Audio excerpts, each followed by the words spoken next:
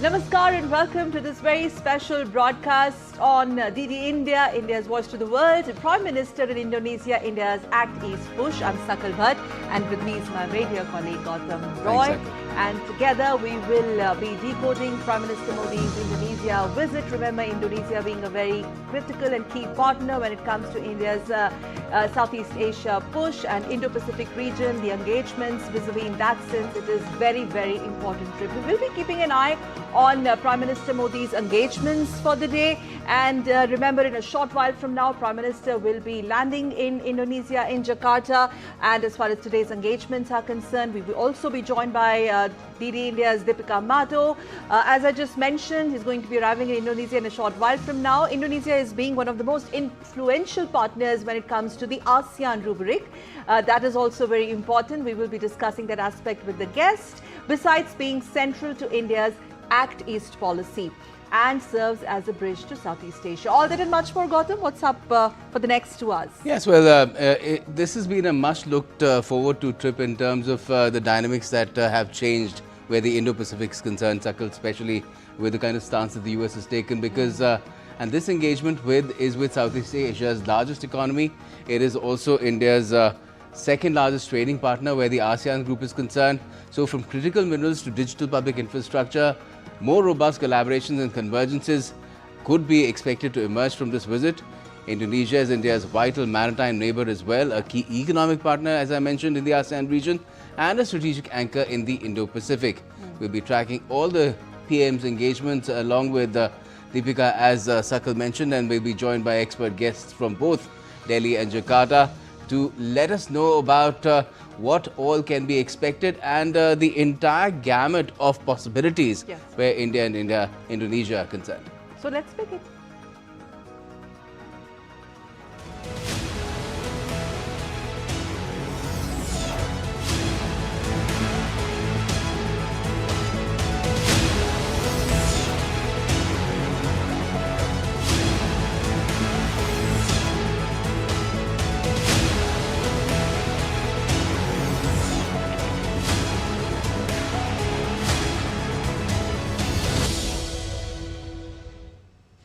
Prime Minister Narendra Modi embarked on a three-nation visit to Indonesia, Australia and New Zealand on Monday. In a statement ahead of his three-nation visit, Prime Minister Modi expressed confidence that the visit will further strengthen India's Act East policy, particularly the Mahasagar vision that we have, as well as Indo-Pacific outlook.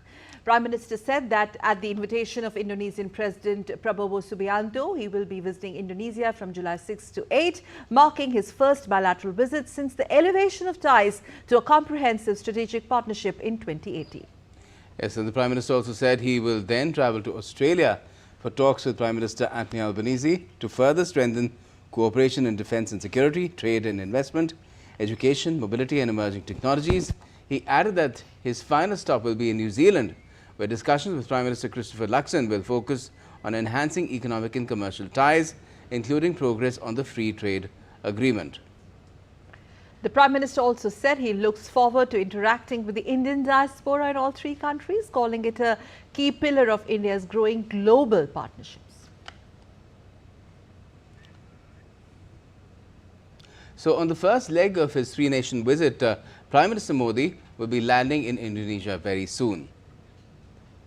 The Southeast Asian nation is not only a key partner to India in sectors like defence, particularly maritime, a very important vertical, maritime security, trade and others, but the deep cultural bond, the civilizational linkages that we share with Indonesia is a sort of testament to India's strong presence on the global diplomatic forum as well. So Deepika Mato has sent us this report from Jakarta. Take a look. Prime Minister Narendra Modi is all set to undertake a three-nation visit from 6th to 11th July. The visit begins with India's important maritime partner, Indonesia, with whom India's deep cultural bond and people-to-people ties are known across the world. Reflecting India's engagement in the eastern maritime region of the Indian Ocean under its Act East policy, Prime Minister Narendra Modi's upcoming Indonesia visit will begin on 6th July, with key engagements with the President of Indonesia scheduled to take place in Jakarta on 7th July. While the upcoming visit of Prime Minister Narendra Modi to Indonesia will focus on key sectors like energy, food and others, Defense partnership will also be an important part of the India-Indonesia relationship, which will be in focus. The comprehensive strategic partnership that was first put in place when Prime Minister Modi visited Indonesia in 2018 has become a major building block of India's Act East policy and the Mahasagar vision over these last few years.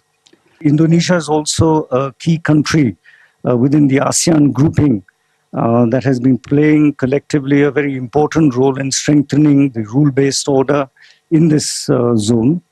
Indonesia has always played an important role in the security and stability of the Malacca Strait as well. Hence, the upcoming visit becomes very important in the maritime zone for India, representing one of the country's most significant sea lanes of communication as an Indian Ocean nation. Indonesia has always played an important role for the security and stability of the Malacca Straits maritime zone. This is a very important maritime zone for India as it represents one of the most important sea lanes of communication for India as an Indian Ocean nation. Not just for India, probably for the global economy itself. On 8th July, Prime Minister Narendra Modi will travel to Yogyakarta, where he is scheduled to visit the Prambanan temple complex, furthering the rich cultural ties between India and Indonesia. Ahead of this upcoming visit, Indonesia and India agreed to strengthen their strategic partnership in trade, investment, strategic industries, as well as maritime and digital connectivity at the 8th Joint Commission meeting, which was held in New Delhi this year between the foreign ministers of both the nations. Before that, India rolled out the red carpet for Indonesian President Prabowo Subianto as the chief guest of India's Republic Day 2025 celebrations. The continuous bilateral exchanges not only strengthen the bond between India and Indonesia, which is also an important ASEAN member for India, but will also prove to be a key visit ahead of India's BRICS summit. India and Indonesia special strategic partnership is going to get a major boost with Prime Minister Narendra Modi's fourth visit to Indonesia and here in Jakarta. A lot of expectations are there. There are key sectors which are going to get a lot of benefit, be it the maritime cooperation, be it the defense partnership, or be it the food security sector. And not only this, once again, we'll get to see a great display of the deep cultural bond that both the nations share and enjoy with each other. We'll get you all the latest from Ground Zero from Jakarta straight away. With camera person Uttam and Ramakant, this is Deepika reporting for DD India from Jakarta, Indonesia. And Indonesia's business leaders have extended warm greetings for Prime Minister Modi as he visits their nation. Let's take a look. It's my privilege to welcome our Honorable Prime Minister Shri Narendra Modi ji to Indonesia on this amazing month of July in 2026. I think this visit comes at a very opportune time when both nations have an opportunity to collaborate for trade, investment, and most importantly in healthcare. We at Indonesia Healthcare Corporation are looking to India for more collaboration with better doctors, with training, and with healthcare services that can actually impact the lives of millions of people across both India and Indonesia. We are looking forward for welcoming Mr. Modi ji in Indonesia. We are very excited in the country. The Indian diaspora is keenly waiting for the same. It's going to be a monumental visit as there are multiple MOUs and trade agreements and more being signed this time. We are very excited also to take a leap between India-Indonesia relationship when it comes to technology and AI. India has been a pivotal partner to Indonesia in its technology needs in the last 10 years. The entire community here, the entire fraternity, Indian fraternity is very much excited because under the leader, the aura, the kind of aura Modi ji takes is beyond the imagination of anyone. Under his leadership, the businesses between and the relationship between India and Indonesia has come to a peak wherein be it be defense, be it be in education, be it be in medical sciences, all the sphere of the sectors are flourishing under his leadership. All right, let's get you a live input, take you straight to Jakarta, the Indonesian capital, from where we have Deepika joining us. Deepika, Good afternoon. Pretty soon, Prime Minister Modi will be landing in Jakarta, his fourth visit overall. But India and Indonesia already, their ties have come a long way, already a comprehensive strategic partnership. But the changing dynamics where the Indo-Pacific is concerned of late, perhaps, do you think would be guiding their further engagement in this particular visit? Rather, Gautam, when we talk about the bilateral tie between India and Indonesia, Indo-Pacific remains one of the crucial points here. You would remember that during the briefing by the Ministry of External Affairs, the Strait of Malacca was once again pointed out. And when we talk about Indonesia as a key partner, not only as the gateway to ASEAN, but also a very important stakeholder in the Indo-Pacific along with India, which is also again is a very important stakeholder, and that India always ensures the safety, the security of navigation, so that trade can happen in a very safe manner. That would also be in focus during Prime Minister Narendra Modi's visit. This is his fourth visit to Indonesia. And apart from that, a lot of other sectors will be focused when we talk about the business segment here. Already India and Indonesia are talking about having a collaboration with UPI and CRIS. CRIS is the banking system of Indonesia, whereas UPI is from Indian side. Apart from that, from critical minerals point of view, also there are different sectors which are yet to be explored. And another very good news is that many of the Indian vehicles will soon be imported by Indonesia, which will be yet another factor that we will see that how India and Indonesia are co-collaborating in different fronts. And apart from that, there is currently an understanding which is being worked upon on having a currency setup where Indian currency can be easily accepted by the Indonesian banks, so that banking and ease of business can be a factor here. So many sectors are here which will be focused when Prime Minister Narendra Modi arrives in Jakarta in a very short while from now, as you pointed out, Gautam. All right, Deepika, very quick one before we leave you. We believe you have to go for yet another assignment there, very important.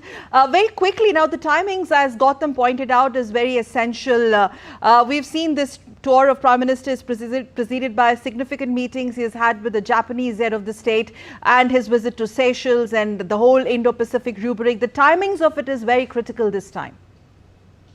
Indeed, when we look at the recent visits of Prime Minister Narendra Modi, the 5-state visit, which was recently concluded a few months ago, apart from that, his visit to Seychelles, and with the key focus, because Prime Minister Narendra Modi, again, before departing in his departure statement, he clearly said that the Act East policy will be the key focus here. And when we talk about the Act East policy, till 2014, it was Look East policy. It was re-christened to Act East policy in 2014 by Prime Minister Narendra Modi. And when we talk about particularly, because you talked about the key visit and the kind of visits Prime Minister Narendra Modi has been undertaking so far, and especially the timing of it from different point of views and the specific ones. In 2018, Prime Minister Narendra Modi, labeled this relationship with Indonesia as a special strategic partnership. And now it's time to turn that special strategic partnership into an economic partnership. And for that, all efforts will be ensured. And before that, let me also tell our viewers that the Indian diaspora is very much excited to welcome Prime Minister Narendra Modi in Jakarta in a short while from now. Yes, critical minerals, very important in the context of disruption in energy security that we get to see globally. Indonesia produces, it's the largest producer of nickel in the world. 21% so in that sense, our electronic vehicles, our EVs, in that sense of context, very important. Thank you very much, Deepika. It was such a pleasure talking to you. We'll see you again later in the afternoon. Thanks for joining as of now. Got it? Yes, let's now go across to our expert guests. We have two of them joining us, one from Greater Noida in India and the other from Jakarta. We have Ambassador Gurjeet Singh. He's former Indian ambassador to Indonesia. And we have Vinod Srinivas, Honorary Secretary, India-Indonesia Chamber of Commerce. He's joining us from Jakarta. Good afternoon to you both. First to you, Ambassador Singh. What do you see are the prospects for growth in India-Indonesia ties, considering a lot of progress has been made since 2018 when the comprehensive strategic partnership was forged, and now perhaps to even take it further and give it a more formal and structured, perhaps sort of an approach and advancement? Thank you for having me. I think it's a great occasion that Prime Minister Modi will be in Indonesia again. And hardly a little more than a year since President Prabowo made his first visit to India. So a very quick return visit. I think the major achievement that I am anticipating is on digital economy. But let me not stick my neck out too much. Let's see what actually transpires tomorrow. Other than digital economy, I think on the economic side, efforts to increase trade, which is falling behind its targets, and to increase investment are likely to be the focus. Third, the critical mineral space. I think Indonesia is the largest holder of nickel in the world. Yeah. And we do with some imports of that. But is there some way that we could mutually support each other in making sure that the supply chains could be established with India rather than only with some other countries who are Indonesia's preferred partners for now? And finally, I would say the cultural dimension, where the restoration of the parts of the Prambanan temple, reiterating India's old civilizational links with Indonesia and support of the Indian diaspora, I think these are the main elements. I am deliberately not mentioning defense because I think too much of defense gets dependent on the sale of the BrahMos, and I don't think the success of PM visit needs to be seen in that way. Let's quickly go across to Srinivasji. He's joining us, since he's joining us from Jakarta, and he also happens to be one of the captains of industries there. Overall, well, our engagements with Indonesia have been quite consistent under the current dispensation, Srinivasji, but help us understand the kind of relationship that we've shared with Indonesia, and particular this visit, the timings of it, and the collaborations that we are looking forward to. Two aspects from you I would specifically want to understand: the business part, the business component of it, the collaboration in critical minerals. We spoke about Indonesia being rich in nickel, and we're looking at our own the EV industry. That plus trade ties. Hi. Thank you so much. I think the connection between India and Indonesia goes way long back. There are a lot of similarities when it comes to people and culture, right? It's not something which is new. But having said that, in terms of the ties, when you look at it, the business opportunities and collaboration has been very streamlined. And, post the visit of President Prabowo in 2025 has further strengthened the ties between India and Indonesia. Now, Indonesia is rich in terms of natural resources. You have a lot of critical minerals, and this climate also supports, the tropical climate supports for palm plantations, which is driving the economy as well. And at this point of time, what we see, the strategy between India and Indonesia lies not just in terms of critical minerals, but also in the agricultural commodity. Because when you look into the food security program that the president of Indonesia is looking at, because there are certain critical commercial crops which are currently being imported. So based on the food security program that the current president is looking at is trying to implement, culture it here, and take it forward across to grow within Indonesia. So there are a lot of similarities where we are working with some of our counterparties in India to get the best practices in terms of agriculture, and also with smallholder management to be replicated in Indonesia. And also, as you were rightly mentioning, in terms of downstreaming of critical minerals, right? There are a lot of critical minerals, and nickel is one of it that the key focus is on. So downstreaming plays a critical role in terms of future. It's not just in terms of EV, but also in terms of manufacturing of steel. It can be stainless steel, carbon steel as well. So downstreaming is, again, a potential collaboration opportunity, and we are already working towards that as well. Right. And if I could again pose a question to you, Vinod Srinivas, in terms of how India has this goal of self-reliance. Prime Minister Modi has been pursuing it very aggressively. Indonesia too has these sort of priorities. And where do you think its relationship with India could come in handy? Because we are talking about possibilities where not only certain capabilities such as green hydrogen and other issues of responding to the environmental challenges is concerned, but also critical issues to their strategic needs, such as defense equipment as well. So, before we get into the strategic way about the India-Indonesia ties, Indonesia is also looking up to a lot of successful programs that we have deployed in India. For example, we have the free midday meals program. And Yes. simultaneously, when the current President Prabowo came into power, they started to roll out the free meals program as well. So that program is one. So they are looking at India, for a lot of programs at a scale where it has been deployed successfully. And in terms of looking at from a strategy perspective, technology skill set is something that currently we are looking at. And, in fact, already, as you mentioned, a lot of Tata cars are going to be rolled out here, right? A lot of policies that we are looking at. And something to what we have as Make in India, there is something called as TKDN, which is TKDN, which emphasizes on local production as well. There is a certain percentage of components which gets eligible as certified as made in Indonesia, right? And there are a lot of criterias which are part of it, similar to what we have as Make in India as well.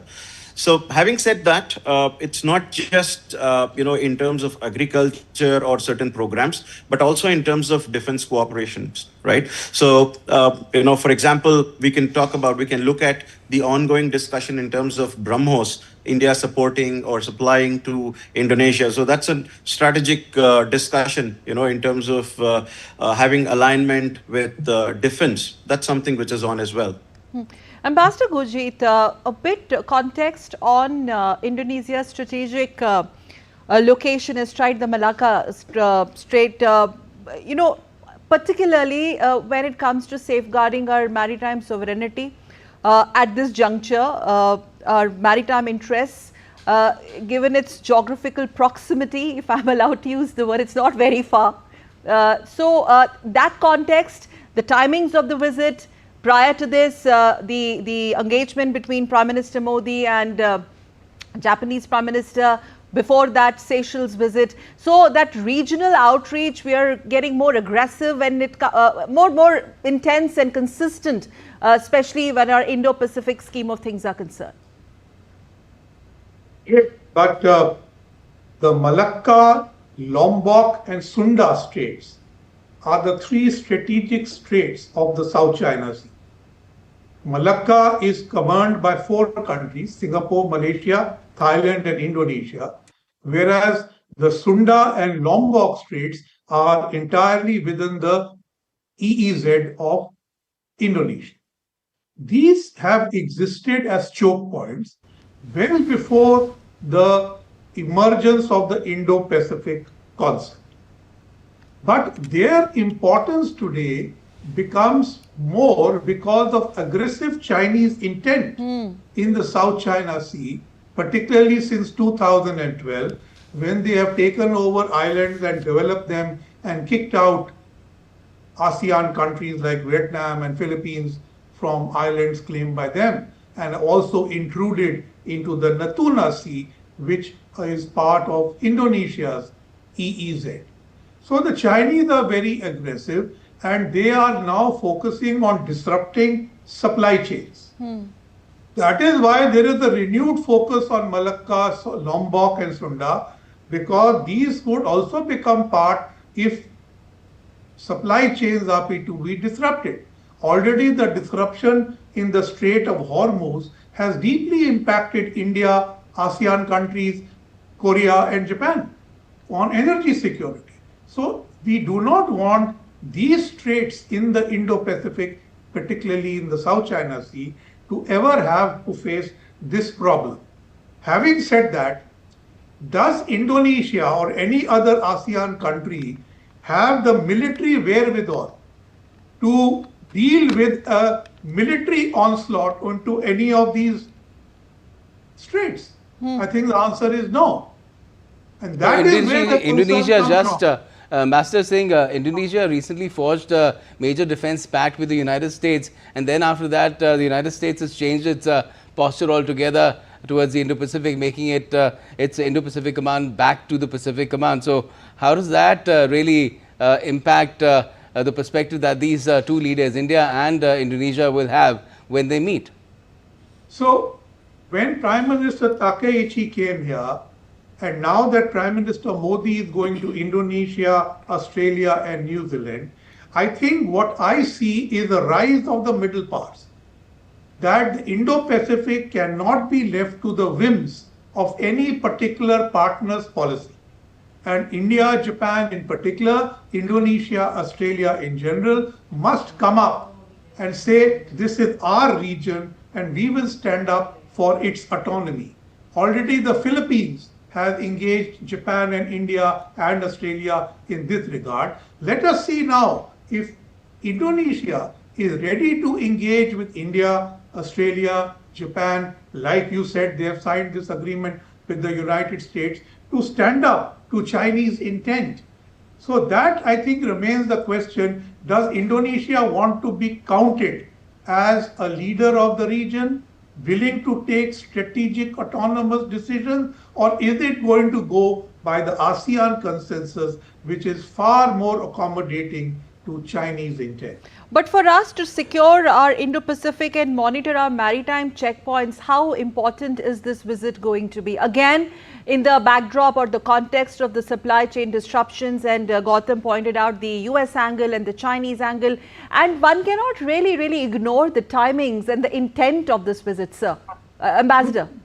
I agree with you. That's what I said, that following the Takeichi visit, this visit of Prime Minister is a signal that the middle powers will now stand up and look at the Indo-Pacific as their concern, and not only the concern of the Quad as it was named. So I think here you will see more action, and I certainly hope that Indonesia will step up. I know that Australia and New Zealand will, but let's wait and see about Indonesia. But you know, the Indian naval power is constantly on patrol in the South China Sea. That is why when there are, you know, volcanic eruptions, tsunamis, earthquakes, you'll find the Indian ships are among the first to reach and provide humanitarian assistance. How is that possible? That is so because Indian naval ships are constantly on patrol in the South China Sea and can reach your locations rather quickly. Okay, Ambassador Gurjeet, let's take this thought to Srinivas, also just to get the Indonesian perspective. What is it for them, their interests, especially, can we go to Srinivasan please, especially the business community there, the way they've hailed Prime Minister Modi's visit. I'm going to take a little detour, Srinivas. Give us a sense how the business leadership, the business community is looking towards this visit, the expectations, and what according to them India has to offer them. This is going to be a very strategic visit. You know, there were a lot of MOUs that were signed during the visit of President Prabowo in the year 2025. After that, there's been a lot of progress, be it in terms of technology, be it in terms of minerals, be it in terms of education, because we have some educational institutions from India setting up their base in Indonesia as well. A lot of strategic alignment, which is coming into picture, a lot of cooperation. For example, you know, we would like to talk about in terms of the proximity between Andaman Nicobar and also the province of Aceh, right? So, which is 70 nautical miles away from Andaman Nicobar, you know, close to the Indira point that we have. So, you know, so we are also trying to see how we can go ahead and reactivate the Sabang port to make it more, you know, you activate the traffic and you have a lot of exchange between India and Indonesia. So we've had discussions in talking to reactivate the joint task working force between India and Indonesia from that perspective. We have had a lot of Indian companies who have invested here and, you know, who have actually grown over a period of years. It's not just in terms of minerals, because when we say Indonesia from India, we talk more about from the coal perspective, because coal is also being supplied to India at scale, apart from palm oil, but also in terms of technology, because one of the key factors that the current President Prabowo is looking at is for the golden year 2045 for Indonesia. Now, to support that and also some of the key challenges that we faced recently because of the issue with the recent war was in terms of fuel. Right. So President has got an initiative. He has got a vision to ensure that we are moving from B30 to B50, wherein the supply of biodiesel, so that we don't rely on importing fossil fuel from outside, while there is enough production coming within Indonesia as well, because it's a country of it's a archipelago, right? So we see a lot of natural resources around that. But at the same time, the vision is to move from B30 to B50. So that comes in from the source of oil palm plantations, So that's another way of looking at it. And that's being supported by some of the technologies coming in from India. And we have a lot of our fellow Indians who have been established in Indonesia for quite some time, playing a very active role. So all in all, this would help us to shape a healthy relationship between India and Indonesia. It's not just the technology, but also in terms of skills, and vice versa. We have a lot of businesses which are trying to establish in India, right? So there's a lot of support that we are trying to give them as well. So that plays a very key and strategic role to have a strong bilateral ties. So what sort of potential do you see in terms of numbers?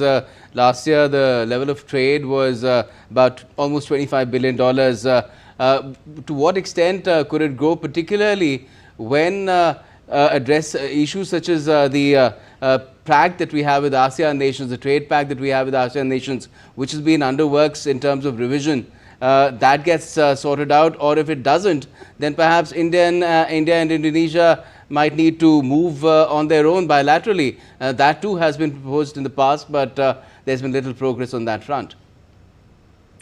So basically, when you look at some of the things that we are going to collaborate on, right? So let's talk about downstreaming. There are some opportunities that we are looking at, because India has the semiconductor mission.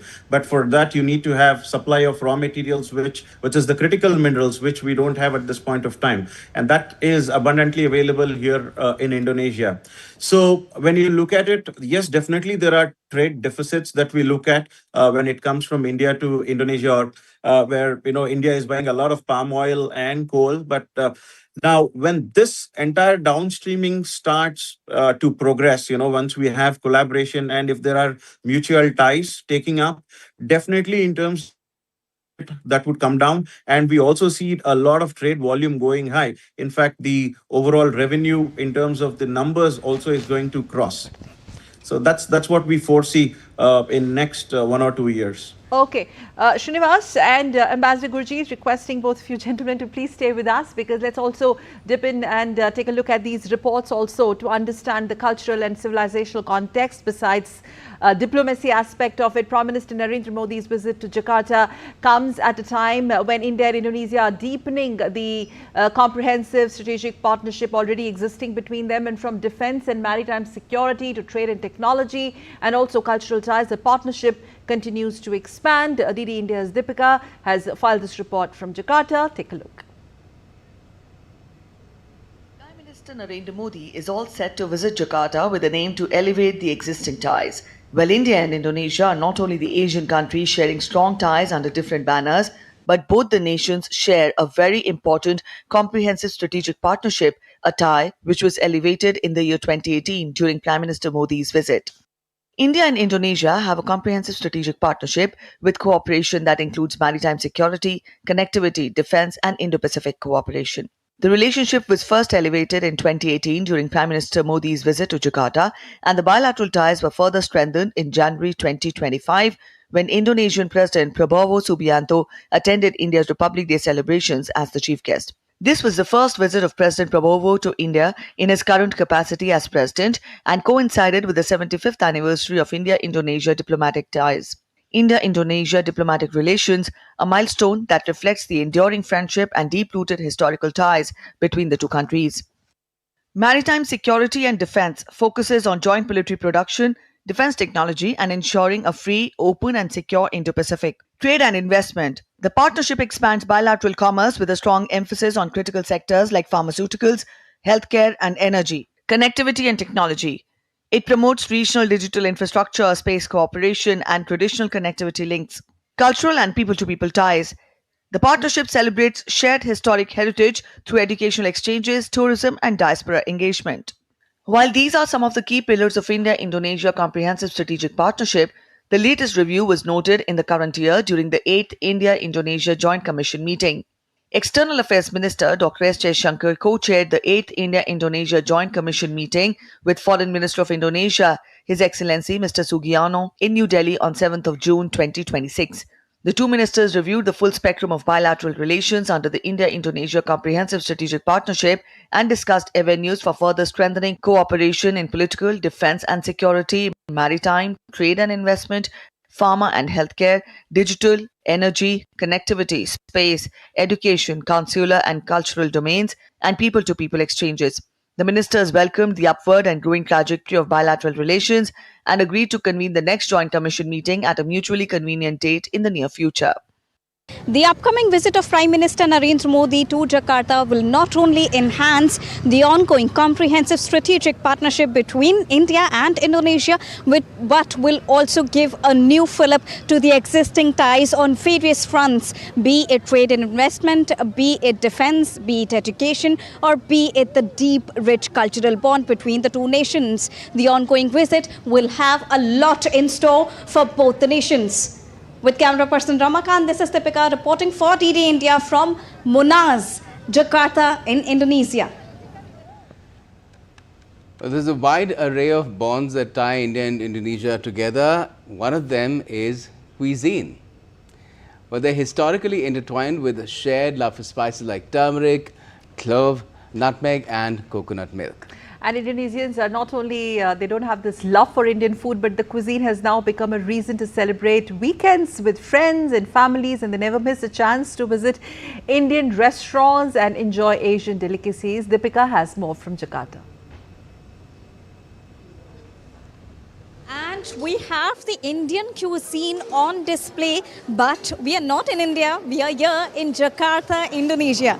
Prime Minister Narendra Modi is all set to visit Jakarta, and Jakarta, rather the entire Indonesia, is known for celebrating India and its rich culture, rich history, and the great deep bond that both the nations share. We are now telling you that how Indian cuisine is also fondly eaten here in Jakarta as well. Here on display is all the item that India can present here in Jakarta, and it is really loved not only by the Indians in Jakarta but by the Indonesians in Jakarta as well. So we come here to eat the Indian food, taste of India. So it's बहुत अच्छा खाना है, तो आओ, come here, yeah. One of my favorite parts of the week is to come to a place like this, eat amazing Indian food, and be around friends and family. It really is a very big treasure. Wow, I always love Indian food, and I think it's a lot of spices, good taste, very yummy. It's my first time here, but I really enjoy it. All my friends enjoy it too. I like visiting here, trying Indian food. So not only the main course but also the dessert, and I think this is very, very sweet here, the jalebi. Me and one of my friends, we tried to look for Indian food in Jakarta, and one of my colleagues recommended this place. So both of us, we came here and we love it. Here we are serving authentic Indian food at Ganesha Ek Sanskriti. This restaurant is my first restaurant in Indonesia, which we opened in 2003. I have been living in Jakarta for past 33 years. I feel there is a connect between the Indian food and the Indonesians. Now a lot of Indonesians, they are liking the Indian food. Thanks to our Modi ji for visiting Jakarta and making us make more love and affection grow together with Indonesian and Indonesian people. Thank you to Modi ji, really. Thank you so much, Shilpa ji. So there you heard from Shilpa ji herself that how the food is celebrated, the Indian cuisine is celebrated here in Indonesia, and through her venture, Shilpa ji is trying her best to serve all the Indonesians the Indian cuisine all across Indonesia, which is another pillar that stands as a very strong testimony to the strong bilateral relations of India and Indonesia. With camera person Ramakant and Uttam, this is Deepika reporting for DD India from Jakarta. Gautam, like I always I mean, I mostly say this on special shows when we get to anchor and moderate. Yeah. There's little India almost in every corner of the world. There was a little Indian there as well, I think, stealing a jalebi while Deepika was doing a piece to camera. Yes. So we continue to decode the various aspects as far as the relationship between India and Indonesia is concerned. Let's also talk a little about the cultural, the civilizational connect that we share with Indonesia. I would like to go to Srinivas first on that. Well, both nations actually share a millennia almost of the civilizational exchange. The kind of spread of Hindu and Buddhist traditions that we see, Srinivas, our epics like Mahabharata and Ramayana, I think if I'm not wrong, they are also in some way or the other part of their folklore. And not to forget, you get to see almost in every Indonesian household of Hindu descent, there is a Ganesha at the very entrance which welcomes you, Lord Ganesha. So this very strong Indian connect has added a lot of has added more context to this relationship, more depth. Definitely, in terms of culture, we are very, very, very similar, right? And in terms of the cultural nuances, and also in terms of, because now, once you go back to Bali, with what you were mentioning, every household has a Ganesha, and in front of every household, they actually keep a flower. That's how they offer prayers. And they're very particular about their pujas and all the rituals, the daily rituals, and I think they do it twice, morning and evenings, and sometimes in the afternoons also. Yes. Absolutely. And in terms of the structure, they're very similar structure as to what we have in terms of our temples back home, right? Now, one of the simple example for collaboration is also our Prime Minister is visiting Prambanan on 8th, right? So India has got into a collaboration opportunity with Indonesia to go ahead and rejuvenate the Prambanan temple. So we had the archaeological survey team come here, look at it, and there are discussions, and the project is also going to start. So specifically in that place, they depict Ramayana in the form of dance, right? And the same way in Bali, you have Ramayana being depicted in a different form, in the form of dance, but they call it as Kachak dance. So, the way how people articulate and go ahead and depict Ramayana, while the story is similar to what we have, but it is going to be depicted in different versions. And when you visit Jakarta, similar to what we saw from one of the documentaries that we saw right now, where Deepika ji was reporting from the national monument, which is Monas, right in front of that, you have a very big statue of Arjuna and Krishna on top of their chariot, right? And, people resonate to a lot of these names. You have a lot of Hindu names. In terms of Harimurti, you have Arjuna, you have Nakula. Malls have been named in terms of their lobby. You have Ayodhya lobby, you have Rama lobby, you have Sita lobby, So they resonate very well in terms of culture as well. And Ambassador Gurjeet Singh, if I could ask you about, building upon this connect, we have extensive amount of tourism and connectivity where these two countries are concerned, but I think a disproportionately larger number of Indian tourists seem to be traveling to Bali, particularly in Indonesia. What sort of efforts could be made here to, widen this sort of an exchange of people for tourism and for other cultural experiences? Thank you. So, for many years, the connectivity was only through Singapore or Bangkok or Kuala Lumpur. There was no direct connectivity between India and Indonesia.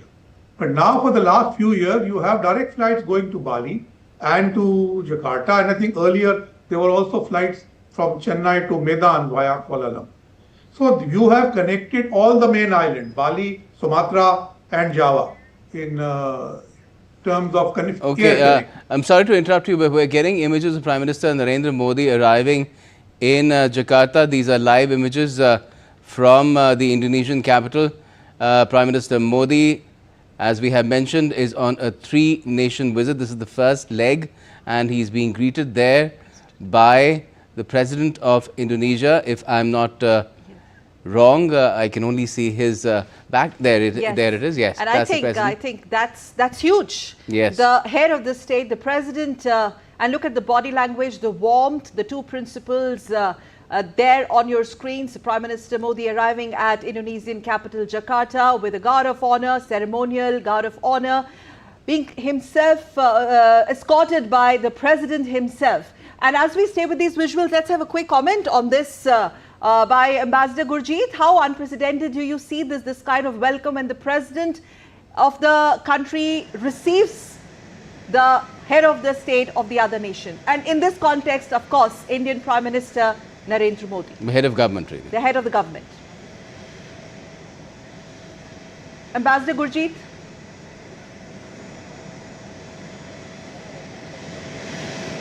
Okay, we tried. All right, we try and take talk to Ambassador Gurjeet, but President of introducing his delegation, which is also part.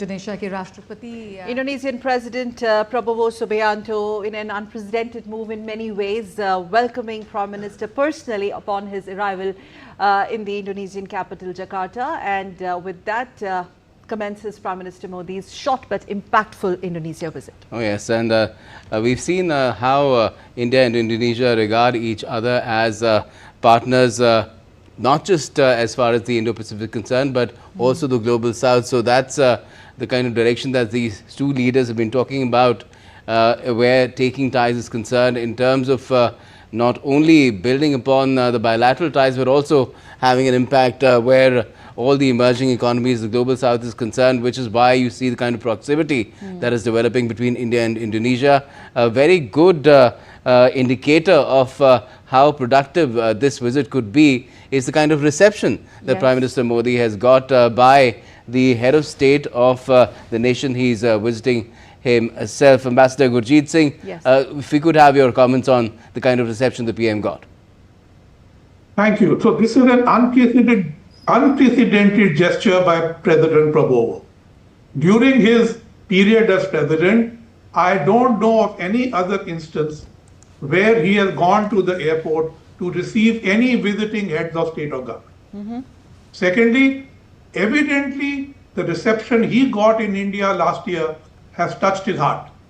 So this was a very warm way of conveying. I understand that President Prabowo is also going to attend the Indian diaspora event and will go with Prime Minister to Prambanan. So I think there's a huge amount of camaraderie which you will see. I'm waiting to see the pictures, whether they are both in the same car and having a chat in the car. I mean, that is another sign which we will see. So I think Prabowo is a very emotive man, and I think he likes Prime Minister Narendra Modi a lot. Do you know that Prabowo's grandnephew, his brother's grandchild, is actually called Narendra? Okay. Yes, so that is another thing. I mean, they named him Narendra around because that child was born around the time PM Modi became Prime Minister. That at the time I was in Indonesia. So there are a lot of similarities and, engagement. Unsaid bond. Yes. You yes. see, can we play those visuals again if possible? Srinivas, what do you make of it? You see, the both principals, they had a brief tete-a-tete, and while Prime Minister Modi and President Subianto were interacting, they were engaging in a small talk there, and then you have the President Subianto doing namaskar as Prime Minister, set course for the hotel. And also a bit, if you can share some tidbits about that small cultural ensemble that was presented on Prime Minister Modi's arrival as a gesture of welcome.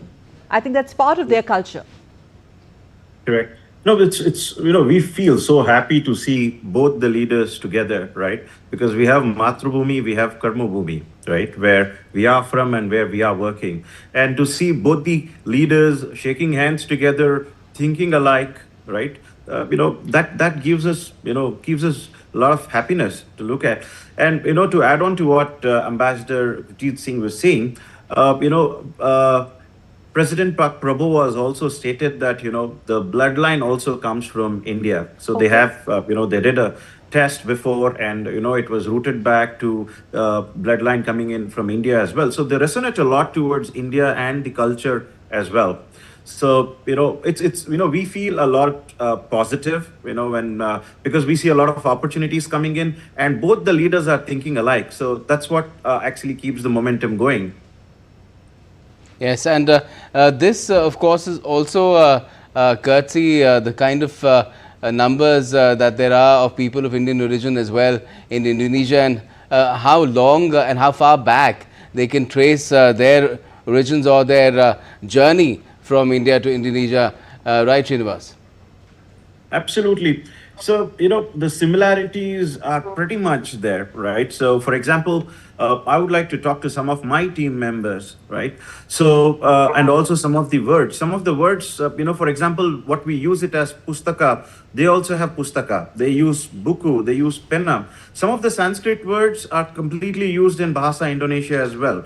It goes way long back, and similarities are there across in terms of looking at the architecture, old architecture that we see, because most of the people just talk about Bali being there as a tourist spot. But there are more, more than that, if you go back to looking at Majapahit, right? So looking at the Chandis which are there, they resonate, they look very similar to what we have in India.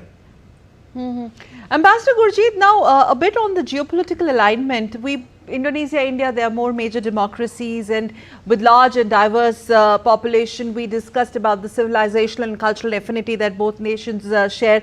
But also, from the multilateral flora perspective, both are part of groupings like G20 and East Asia Summit.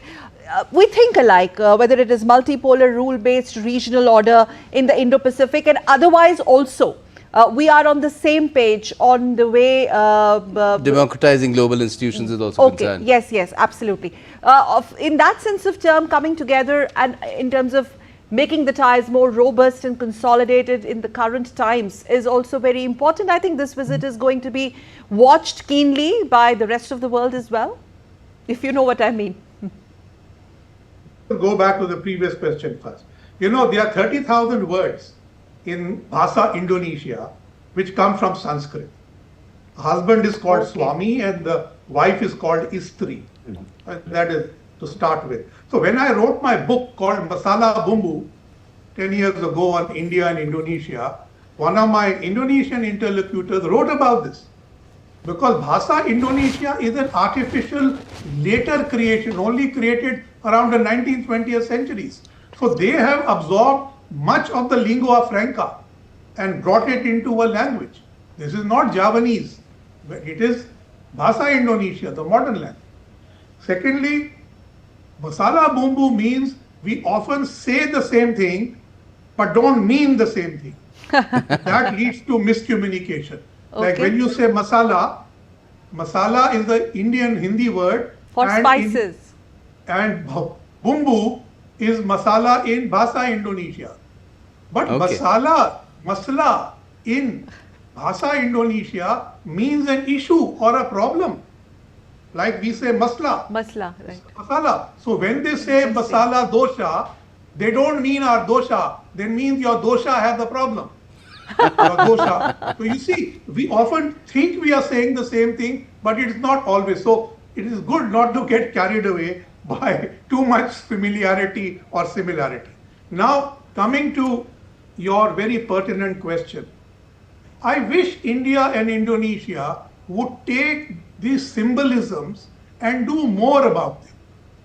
Our G20 partnership, our IORA partnership, now the partnership in BRICS. We should talk more to each other about these things, even about United Nations reform. These are common goals, yes, and they figure in our documents together, yes. But do we actually talk to each other about these issues? No. That is the problem. So this is what I have described in my new book as this tendency to look beyond each other. We look beyond at Australia and Japan. They look beyond at West Asia. But time to look at each other and put your eyes into each other and say, come guys, we can't just talk bilaterally. We need to talk regionally and globally. That conversation needs to happen. And I think the context that I spoke about in my first response to you is now going to make that happen. Okay. Because you cannot have this conversation without that context of a regional upheaval in which you need to Sir, take in that a bigger regional position. upheaval backdrop, yes, exactly that's what we are wanting to, I just wanted to have your perspective on that. In that current regional or global backdrop, this engagement with President Subianto, that part of the world, makes a lot of sense, and that is exactly why I asked you. This is going to be one tour of Prime Minister Modi, which will be keenly watched by other democracies and nations as well. The outcome of this. Yes, I certainly think so. Because as I said, with Japan, with Australia, with New Zealand, the positions are clear. With Indonesia, there is a slight amount of what can I say, haziness. Are they going to step out of ASEAN policies like Philippines, for instance, is stepping out? Or will they just stick there? If they step out, then we can do more in the Indo-Pacific. We can actually do the BrahMos. We can actually look at regional order like in IORA, BIMSTEC. Can we invite Indonesia to join BIMSTEC? There are many things like this which can happen, but Indonesia needs to look beyond its ASEAN ambit. Okay, right. Point taken. We have a recent example of the UAE looking beyond the oil grouping that it was part of to increase its output as well. So there is no, there is a precedent where stepping out of these cliques is concerned. But in that region, particularly when you talk about ASEAN, we've seen how China has been predominant in terms of being their dominant trade partner, individually as well with each of the countries and the grouping as well. And every time that they try to move away, somehow China tries to tell them that, look, this is not done, you can't enhance your bilateral relationship at the cost of a third party, which is themselves. We've seen recently when, in fact, just yesterday when Fiji and Australia had a mutual defense pact, China launched a ballistic missile with a submarine. It tested a ballistic missile. So these problems are there. So do you think Indonesia, for instance, in this case, they are willing now to step beyond the hesitations of the past and this sort of predominance that China has had in the past as well? So Indonesia follows the free and active foreign policy. They call it the BK. Now, that is the version of strategic autonomy. Earlier you mentioned how they have recently signed an agreement with the United States on defense issues. But they are very close to China economically. They will not like to upset that apple cart. But they do not trust China strategically. But Prabowo has opened very strong relations with President Putin. He has gone and visited him on bilaterals quite a few times. So recently, when I think last month ASEAN and Russia had their summit, President Prabowo actually didn't go because he had been there often enough. So he has kept up this strategic autonomy bit. But, you know, for instance, they joined the Board of Peace in Gaza, as suggested by the Americans. And now several ASEAN countries, Malaysia did go to the Iranian president's funeral, but Indonesia did not, despite its Muslim credentials. So they are taking different positions from other ASEAN countries in what they consider their own interest. And here is where I see the hope that their grasp of in the Indian hand will today be more modern and more fitting than earlier. I certainly think that this time we should be having more MOUs and agreements than the 5 that we had in 2025.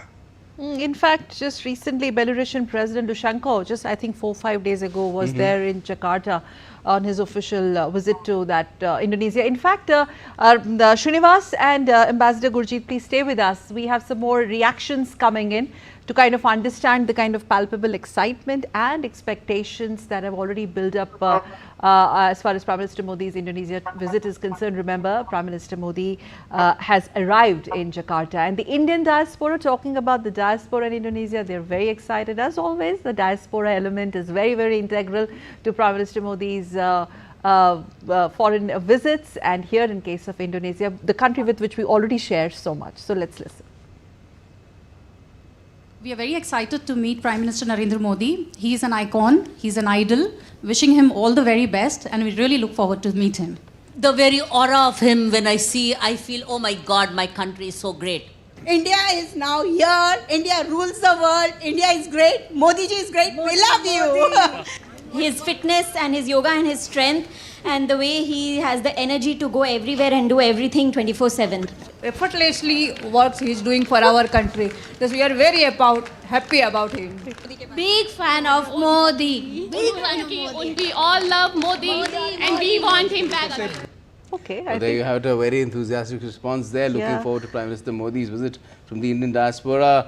The people of Indian origin there itself, 150,000 strong, and then a lot of professionals also work in Indonesia, 15 to 20,000, I believe. Srinivas, what can you tell us about what the Indian diaspora is looking forward to in terms of Prime Minister Modi's visit, because they are pretty well established in Indonesia and are now perhaps looking to contribute back home as well once they have established themselves in a foreign land? Definitely. There's a lot of excitement going across in Indian diaspora, and we have the diaspora addressed by the Honorable Prime Minister tomorrow. We are expecting more than 5,000 people to be there at the gathering, because this is going to be a joint session where Pak President Prabowo is also joining along with the Honorable Prime Minister. So in terms of when you look at Indians who have established, because Indians have established themselves very, very well in a lot of sections in Indonesia. You know, it's not because most of us feel that, you know, most of the businesses are lying across in Jakarta, but the most important businesses are spread across Indonesia in the remote parts of the islands. And you can find Indians across setting up businesses and running businesses successfully. And at the same time, there's a lot of contribution which goes back home. We have a lot of community work that is being carried across by different communities. We have India Club, we have regional communities as well leading these initiatives. And not just that, as a part of us being here in Indonesia, and as a part of our contribution during the recent floods, you know, we as an Indian community, we did support through, you know, giving a lot of relief materials to the provinces in Aceh and Sumatra as well. So Indians play a very important role, and both back home as well as here, because when we say back home and here, it's us who understands the improvement, the technology, the skills, you know, the way how things have progressed back in India. And it's us who act as a connecting dot to bring them here as a best practice sharing, to get them deployed here or to introduce in Indonesia as well. Ambassador Gurjeet, we have engaged with Indonesia, particularly through our Mahasagar and Sagar initiatives. But in the context of the current changing global dynamics, and you also spoke about how Indonesia has been taking different positions vis-a-vis its ties with the other countries. I think that's what diplomacy is all about.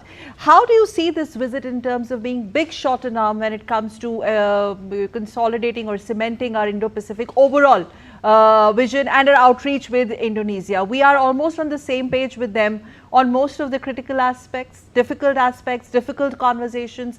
We both were part of G20 at Observer Nations, but what India said there mattered the most. So what India says today on the table will also matter the most. So in 2019, Indonesia had a policy called the Outlook on the Indo-Pacific. Okay. But then they did not announce it as the Indonesian Outlook on the Indo-Pacific. They went back to building an ASEAN consensus. This is what I was telling you. Are they ready to step out? So at that stage, having they drafted that policy, they then chickened out and went back to ASEAN. And then it came out as the ASEAN Outlook on the Indo-Pacific, AOIP. That is what is current now. So AOIP and India's Sagar and India's Indo-Pacific Oceans Initiative run parallel, and we have an MOU to implement IPOI and AOIP together. These are not strategic documents. They are functional documents talking about technology, DPI, health, things like that, education. So there I think India, Sagar, Mahasagar and our IPOI can work a lot with Indonesia under the AOIP rubric, which is essentially an Indonesian outlook of the Indo-Pacific. Okay, go ahead, sir, please. Please ask. Sure. No, sir, please complete your point and then I'll ask. What I was saying was that we have to take elements. So Indonesia under IPOI, I think, has picked up a pillar in which it is the co-chair. We now need to find things to do under that pillar and how to do them. We are not going into that stage. Similarly, under AOIP, we know what the priorities are. But I think we need to pick a few priorities and say, okay, let's go and implement these. To convert agreements into projects is a major challenge. But is there a hindrance really if it's under the ambit of ASEAN, India and Indonesia can bilaterally not take certain parts forward if it's not moving at the grouping level? No, yeah, there's no doubt about it. Like I'll give you the example of the free trade, ASEAN-India agreement on goods. No, it is one agreement with India has, but you are negotiating with 10 countries differently. Each one has a different approach. Same happens to AOIP. You can implement it differently, doing different aspects of it with different countries. No problem.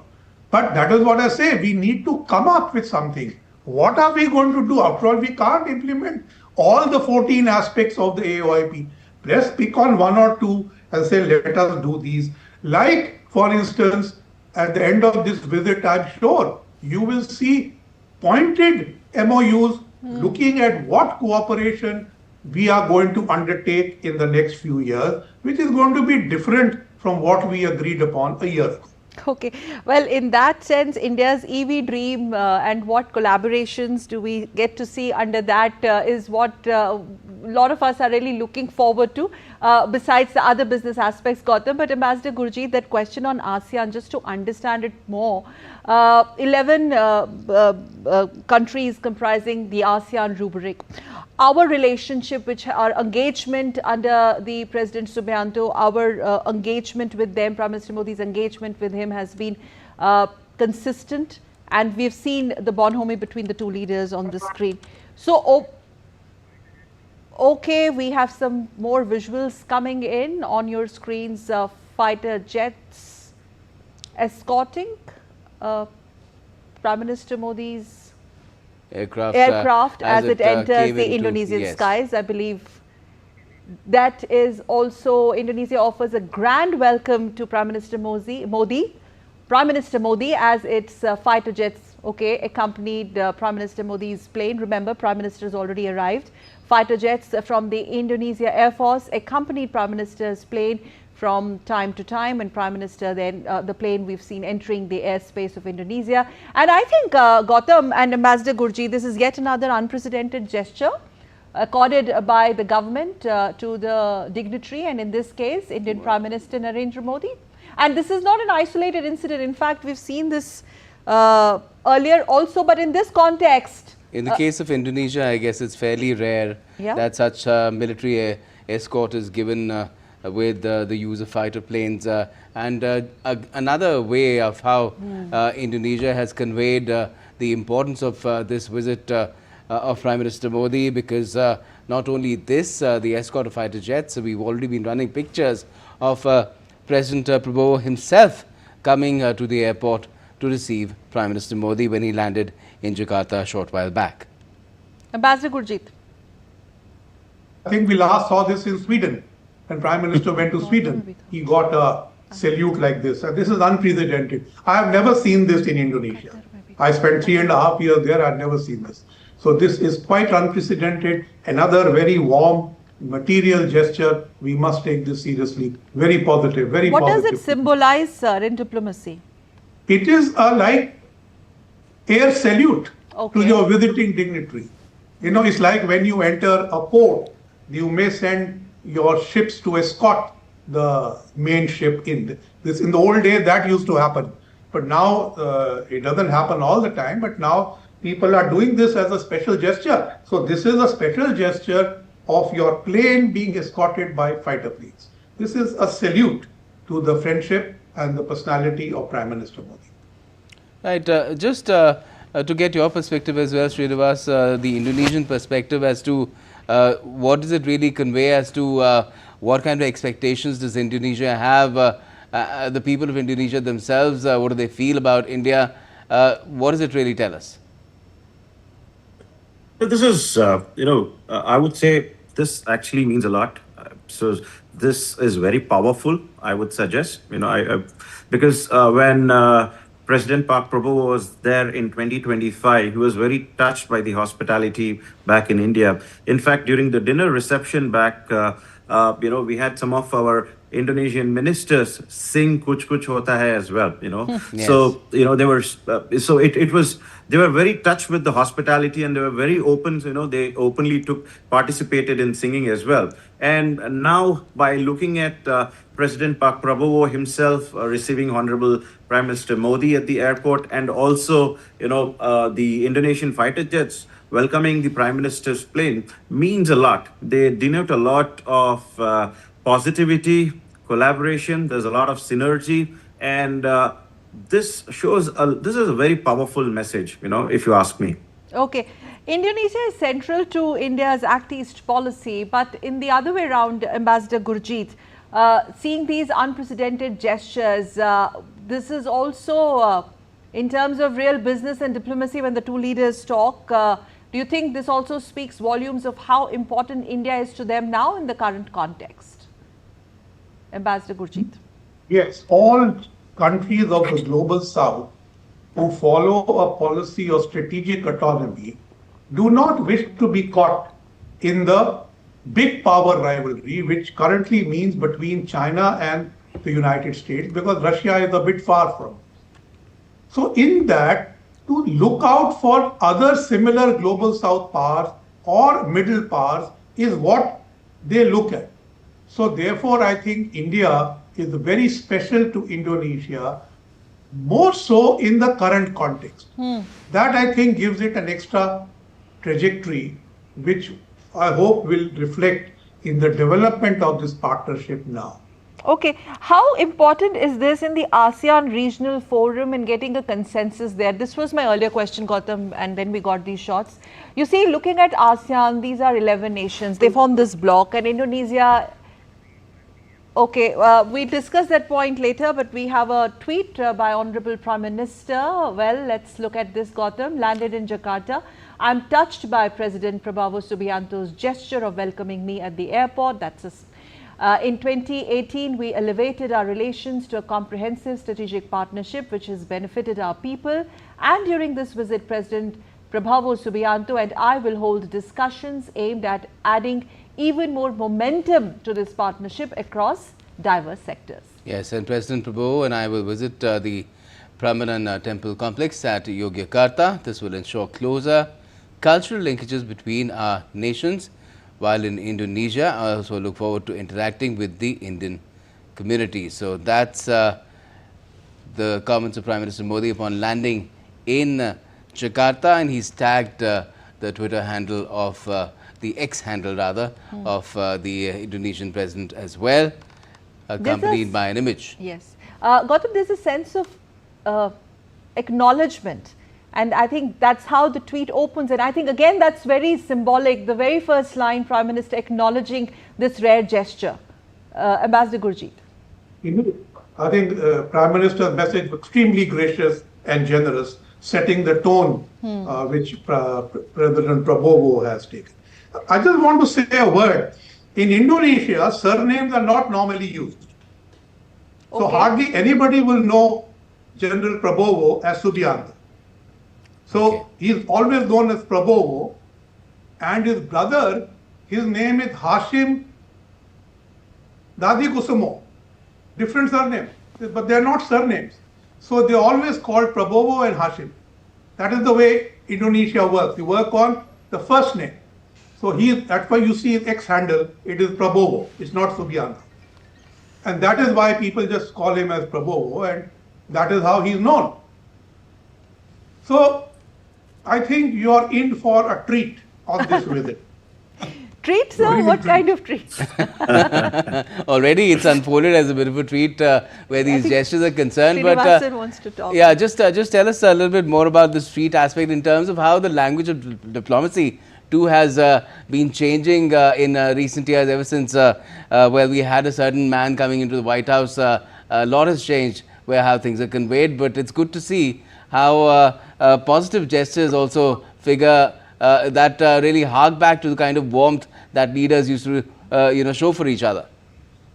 Yes, not only do we show the warmth in person, but we have extremely politely worded messages, like the one you saw from Prime Minister Modi. So I think an extra dose of politeness has been injected into diplomacy as a reaction to many things happening currently. And that, I think, is for the good of diplomacy. Okay. Srinivas, you wanted to come in here because, the whole Jets aspect and President himself welcoming Prime Minister, receiving Prime Minister, and then of course it's quickly followed by Prime Minister Modi's tweet acknowledging that rare gesture as well. So how different is this going to be this time around? Definitely, because there's a lot of, so I would call it as reciprocative, right? So, this was something which was started last visit, and now this is furthermore extended. And definitely we see a lot of progress because we expect a lot of bilateral discussions. There were a lot of initiatives which were in pipeline, which were pending. And I'm sure through the gesture that we see now, both our leaders will be able to come to a common understanding and take things forward. This is a symbol of positivity. That's what we look at. Okay. If I am allowed to go back to that question, which I've been wanting to ask, that point, not really question, Ambassador Gurjeet. Well, my thoughts were again and again punctuated by those special visuals coming in, and then of course we started discussing that symbolism aspect. Okay, so this ASEAN, our outreach with ASEAN, considering how we are engaging with Indonesia and this visit particularly. Now, we're looking at 11 nations bloc, and there Indonesia matters the most. And here, how the way we've cultivated our relationship with them and the whole reciprocity of it. How important is this visit in that specific context, India's engagement with the ASEAN rubric? Because that grouping has its own set of ideology / differences / challenges. Thank you. I hope you'll read my book, The Durian Flavor, which has answered this question in 288 pages. I think so. That's the backdrop of your frame also. Yes. So let me try and answer it in short. Okay. Yeah. So Indonesia is the largest country in ASEAN. It's also a large economy. But Singapore is a very dominant economic player despite its small size. The good thing about They often look at India as a benign partner, and they want us in their good thoughts so that they can balance other influences of the big powers. So these two countries in ASEAN are the ones who have consistently brought India into the relationship of the dialogue partnership with ASEAN, into the East Asia Summit, also into the RCEP, which ultimately we didn't sign. So they are always pro-India in these things, and they want to do more. And Singapore does a lot with India bilaterally, a lot. They are the leader among ASEAN countries on how a bilateral relationship do. So I'm hoping after this visit, the relationship with Indonesia will blossom and go out of the orbit of purely an ASEAN relationship and develop a much stronger relationship in economy, in functional areas, in critical minerals, in health, in many, and education, many other things. So where, we do more with more with Singapore, but not so much with Indonesia because of Indonesia's own internal society and political structures. That is the difference. Right. Srinivas, help us understand what is the thought here where Indonesia itself is concerned. To what extent does it want to take the relationship with India without the confines of other considerations? Yeah. See, when it comes to a lot of factors that we were talking about, be it trade relationship or being the other part, why it is very important for Indonesia to collaborate or continue the ties. One, in terms of nuances that we see, right? So challenges with China is something that we have seen in the recent past, and those things are in the progress of being addressed between Indonesia and China. And on another standpoint, it is very important for Indonesia to collaborate or to have the link with India to build a bilateral ties for a strong global South. So that's very important because what we. All right, now we're getting images. I'm sorry to interrupt you, Srinivas, but Prime Minister Modi has arrived at his place of stay in Jakarta, where again he's getting a resounding reception by the Indian diaspora. We've seen it; it's a familiar now experience wherever Prime Minister Modi travels, whichever land, because that's how widespread Indian diaspora is in Indonesia, also very strong.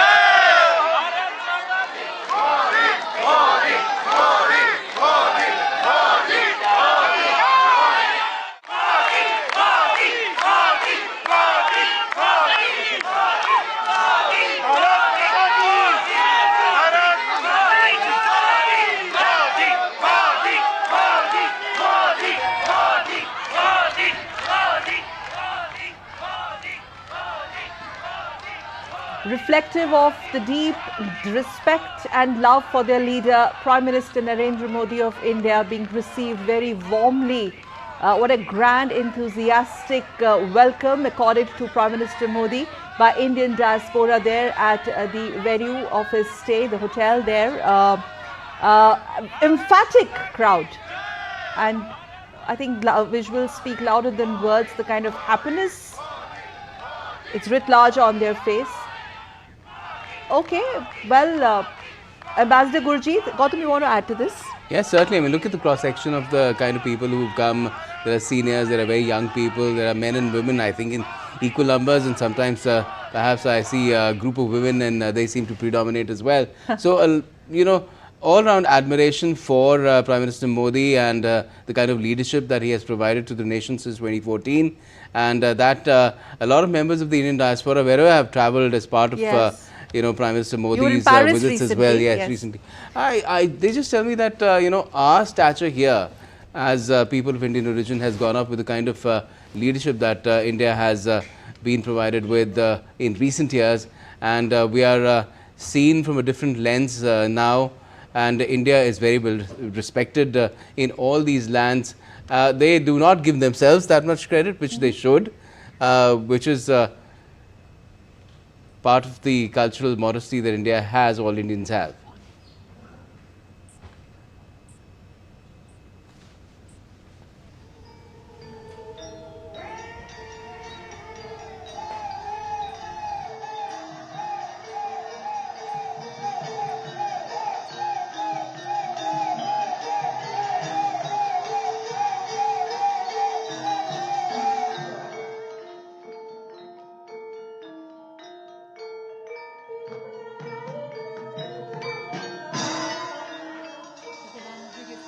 Ramayan आधारित एक कठपुतली कला का प्रदर्शन किया गया. No? Okay. Well, India's rich cultural heritage is on full display, as you can see, during a special welcome that's been accorded to Prime Minister Modi. He is witnessing a captivating performance titled Shadows of the epic by Wayang Kulit group, showcasing Indonesia's traditional shadow puppetry while bringing to life the timeless story of the Ramayana. Indian epic Ramayana there, the glimpses of which you can see in the Indonesian folklore there, the special ensemble and presentation curated specially to welcome Indian Prime Minister Narendra Modi, and this performance, Gautam, highlights what we've been talking about, the shared civilizational and cultural links between India and Indonesia in this case.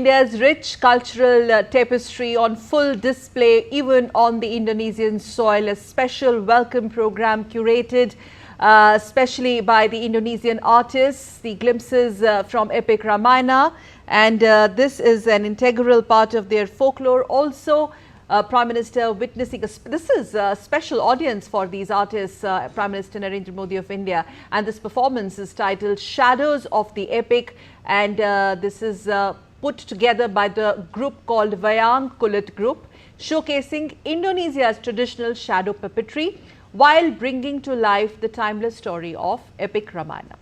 Well, the performance highlights the shared civilization and cultural links between India and Indonesia.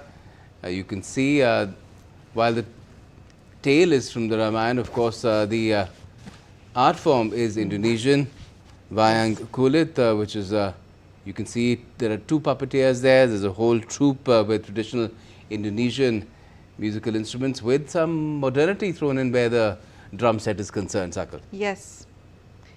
This is called traditional gamelan, their traditional instruments. Yeah. Yes, a drum, cymbal, and there's a vocal accompaniment also. As we stay with the visuals, do we have Srinivasan so he can just explain a bit more about what makes this very, very special? Srinivasan, can you see these visuals on your screen? This is another gesture to welcome our leader, Prime Minister Narendra Modi, which further kind of reflects the closeness as far as our civilizational linkages with Indonesia is concerned, taking a page from epic Ramayana.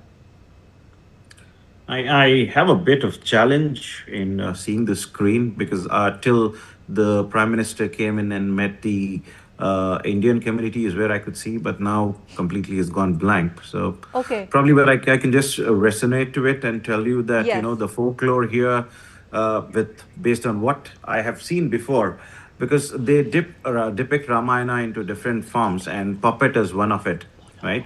And the instrument that they use is completely local, right? And Indonesians have their own versions. And I would just like to also tell you what we address as Sita is addressed as Sinta in Indonesia. Rama is always Rama, but Sita, they address her as Sinta. Okay, And that's why Srinivasan, requesting you to please hold your thoughts.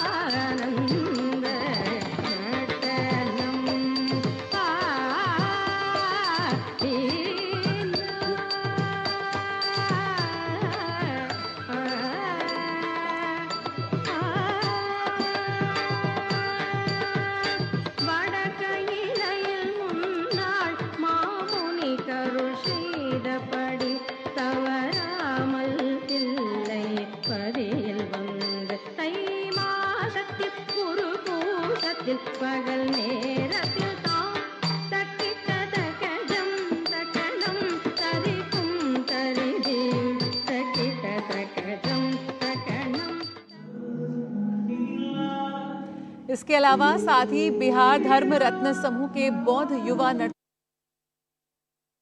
You can see how different cultural performances have regaled Prime Minister Modi there, from the traditional Indonesian of Wayang Kulit to Bharatanatyam as well, and now it's Vihara Dharma Ratna group. Yes, that's a group of Buddhist monks, Buddhist youth rather, who are dancing.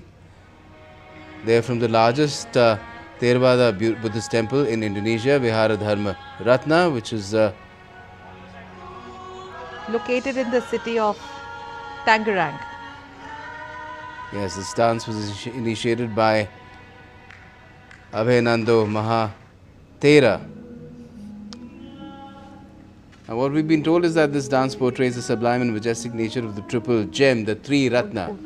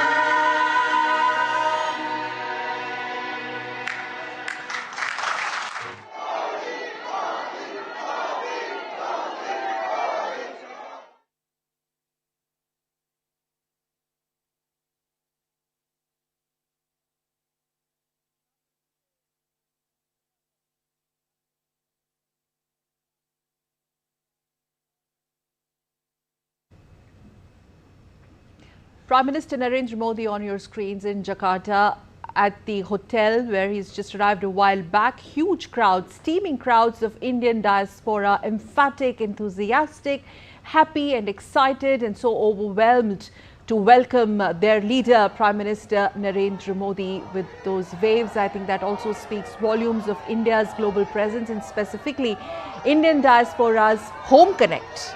Well, yes, certainly. I mean, they are truly connected because in Indonesia there's a dual nature of people from India being there. There are, of course, people who've gone in recent years to basically set up businesses or work for different companies, but there are also those who've been there for generations, and that's a much larger number. And it seems that even though their connect with India has not been as recent, because this is through generations that things have changed. There are people who may not have had come from India at all, but are of Indian origin. They are still very well connected, and they have all kinds of bonds with India, which is why they've come in such large numbers to give this grand reception to Prime Minister Modi in Jakarta.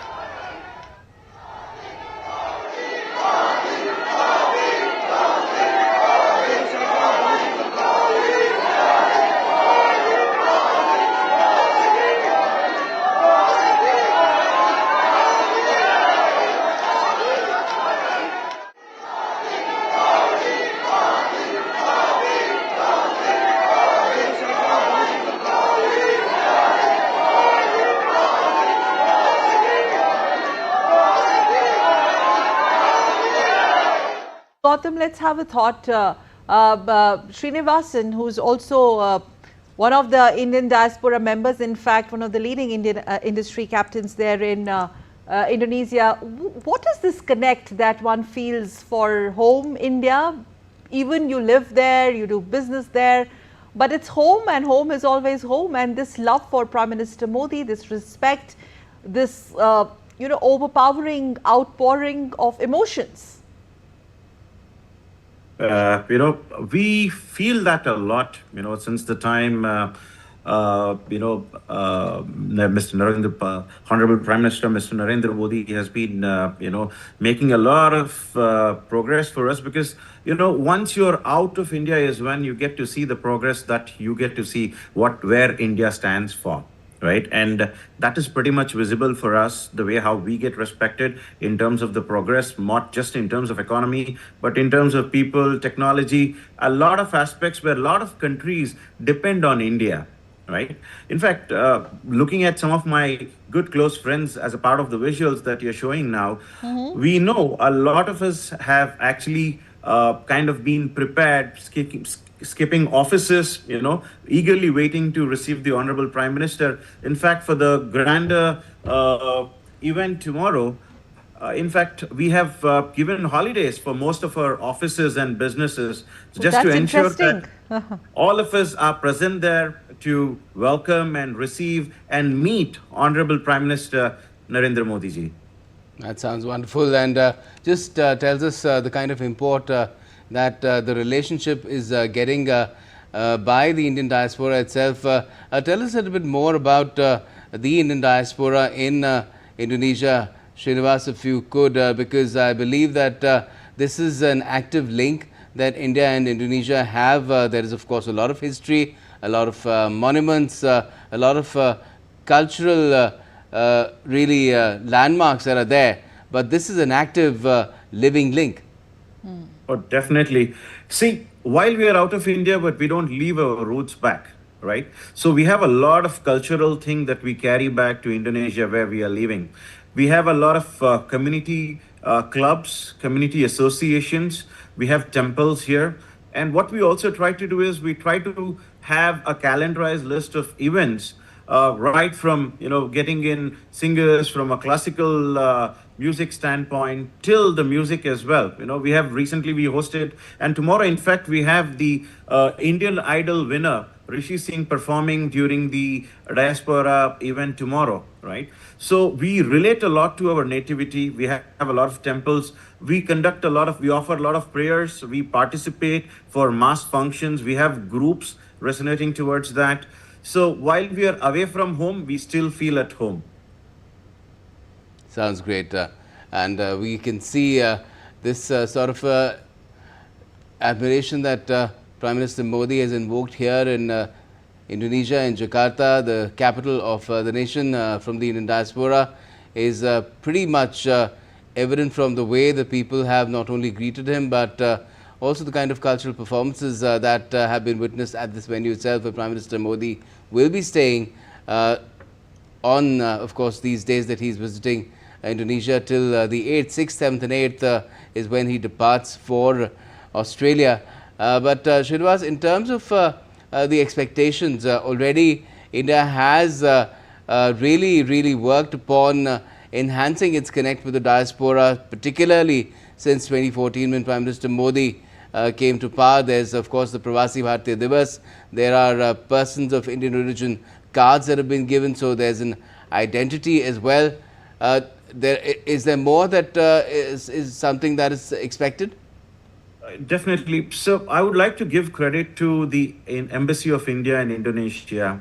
The Embassy of India in Indonesia has been very active in the recent past. I can give you a simple example. I think around 4 months ago, they conducted a tourism event where around 40 to 50 different representatives across from India, tourism representatives, were invited, and we had similar participation, more than 50 to 60 different teams and associations related to tourism, hosted an event, joint event in Indonesia. So that was in Jakarta. So, what I understood was, we as in Indians, we haven't seen India as much as others see. People started talking about Konark, started talking about Goa, they started talking about Ajanta and Ellora caves. People in Indonesia are very familiar, and that actually gave us a bridge to start emphasizing on how tourism can be exchanged, not just in terms of tourism standpoint, but also to bring the culture and heritage perspective to connect the dots amongst these two countries. And vice versa, most of us, we as an Indians, we prefer to go to Bali, but more than Bali, there are other places, right, which are much more beautiful, but unheard of or less explored as well. So I would like to give a lot of credit for the Embassy of India and Indonesia, because they have started to bring communities together, and that engagement has actually continued. And one of the results is what you see there, entire diaspora standing together to welcome the Honorable Prime Minister. Srinivas, also what do you make of the special presentation specially curated by the Indonesian artists and cultural groups there in honor of Prime Minister Modi, and the selection of themes, to begin with that puppetry show, shadow puppetry, a page from or a snippet from our epic Ramayana, and then there was this Bharatanatyam dance also performed by the Indonesian artists, and so on and so forth. See, basically, one straightforward, what you see is these are not something that you're going to make specifically or specially for the Honorable Prime Minister. But the message is that we are similar to you. Yeah. Our culture resonates the same. We have Ramayana, we also talk about dance performances, and this is something that we follow as well. Right, and we can resonate a lot towards the culture between India and Indonesia. To be very honest, whenever you go across any parts of Indonesia, if you're traveling to the rural parts, and if they see an Indian, they'll come to you and just say Shah Rukh Khan and Amitabh Bachchan.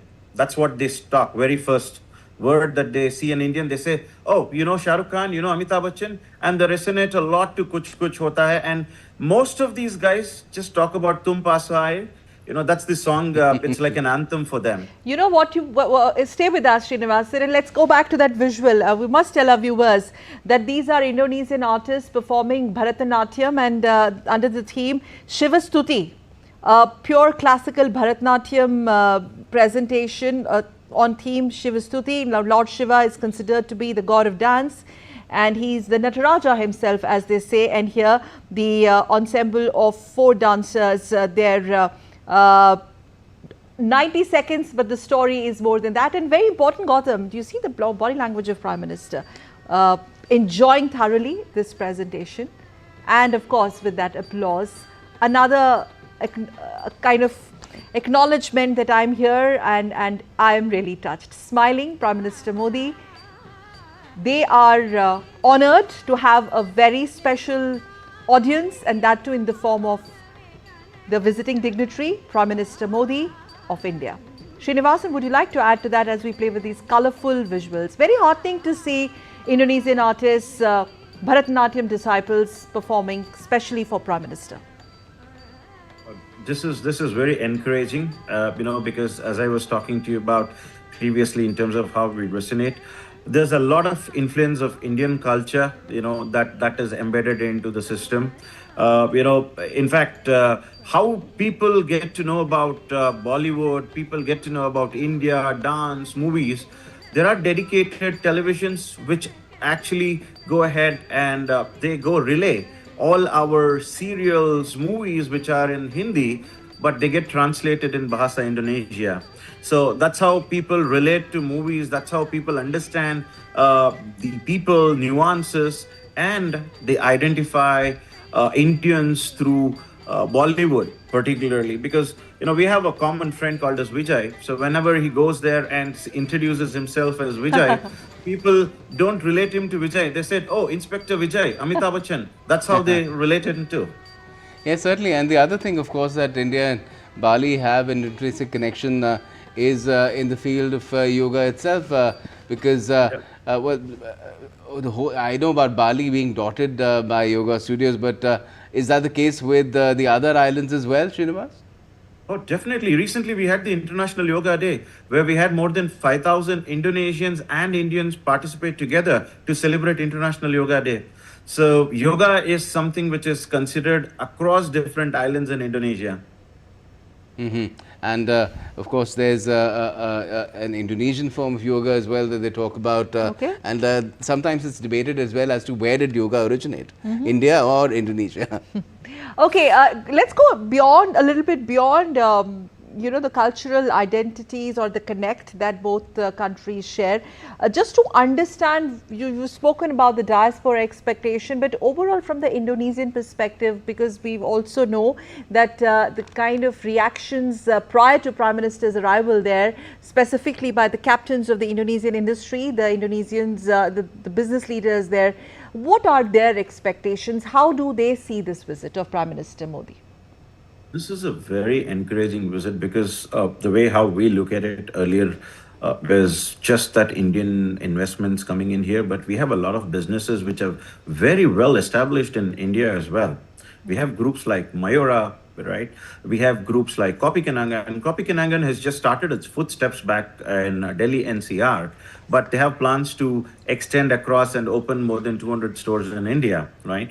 So a lot of expectations because they are looking at hand-holding of businesses in India, because India is a very big market and it's not a straightforward lift and shift, but it's more towards understanding the strategy to get into it. And we also have a lot of policies and regulatories, right? So that's where both India and Indonesia collaboration stands very tight to see how we can take both the businesses coming in from India to Indonesia and Indonesia to India, vice versa. That's something that the businessmen in Indonesia are looking for. Is there an expectation that the trade basket will also be widened? I mean, of course, there's coal, there's other things. We're talking about nickel now. There's petroleum. These have been there for some time, but widening the trade basket. I mean, I don't see coffee shops in India serving Kopi Luwak. Definitely, that's. I was about to go there, right? So coffee luwak is more restricted to Indonesia as of now. So the thought process to take it and introduce the new flavor is something that people are looking at. See, if you look at it now, Indonesia has tempeh as a way of protein, and Correct. tofu, which is a tahu, right? So we have brands like Tempehifying India. So we have people who have established in Mumbai. We know because we are working with them, trying to help them to scale the market with some of the businesses there. So they're trying to establish the flavor which they have already produced and have been successful in Indonesia, to take it back home in India, to introduce that flavor to India, and not just introduce that flavor, but also to customize to the Indian palates, which is very, very critical and important. So one is that, coming from a food standpoint. Second, what we see is now there's a lot of downstream that is going to happen. Now, when we say downstream that is going to happen, it is not just that, we are going to look at it from a one-side perspective where Indonesia is going to supply, but there are certain critical minerals which Indonesia is also in need of from India. So there are some discussions which are happening. If that goes through, definitely that is going to impact a lot in terms of the trade volume as well. Sounds great. Sounds great. Thank you, Srinivas, for joining us. And once again, we are playing out for you the images of Prime Minister Modi being received there in Jakarta by the Indian diaspora. Very landmark image really of every visit that Prime Minister Modi has to any nation abroad. This is a telltale image that we see every time the Prime Minister Modi visits. The kind of reception he gets from the Indian diaspora is very, very heartening. It just tells us that India is in a position in the world where it is projected not just through the kind of strength that India intrinsically has in terms of the economy, but also the kind of presence it has through its diaspora, which is a living link among so many nations. Yes, and no matter where you are, Srinivasan, home will always be India, isn't it? And on that note, it's time to wrap up this leg of our special broadcast. Prime Minister in Indonesia, India's Act East push, a visit that is clearly aimed at firming up more Indo-Pacific ties, and in this case, India, Indonesia in specific, and India and Indo-Pacific in general. On that note, thank you very much for staying with us. Keep watching DD India Namaskar. for all the latest. Namaskar.